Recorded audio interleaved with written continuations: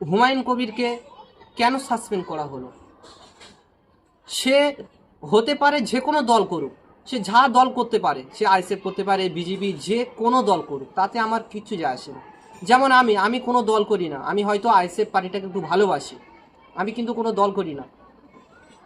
তোমরা যারা আমার ভিডিওটা দেখো তারা অবশ্যই জানো যে আমি কোনো দল করি না।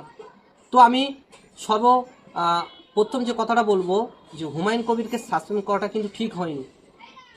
তো যিনি সাসপেন্ড করেছেন তিনি হচ্ছেন ফিরহাদ হাকিম। তো উনি বলছেন কি মসজিদ নিয়ে করা নিয়ে তার খারাপ লাগলো বা কিছু একটা হয়েছে, সেই কারণে তাকে সাসপেন্ড করা হচ্ছে। আমি ওদের ভিডিওটা অতটা দেখি না, আমার সত্যি কথা বলতে ওদের ভিডিও আমার পছন্দ না, এমন কথা বলবে যেটা আমার খুব খারাপ লাগে, সেই জন্য ওদের ভিডিও দেখি না।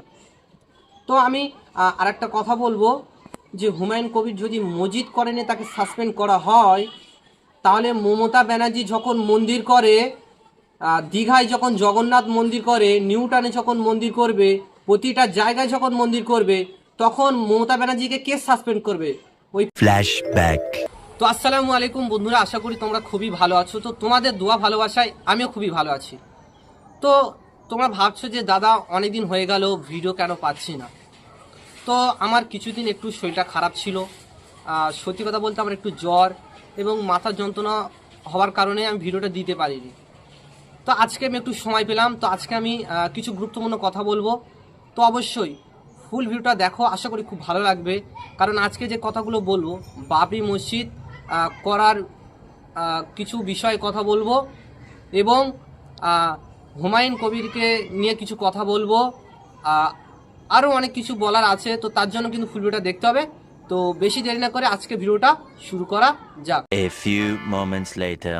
সো সর্বপ্রথম আমি কথা বলবো যে হিন্দু ধর্মের কিছু ভাই কি বলছে যে বাবরি মসজিদ করা যাবে না।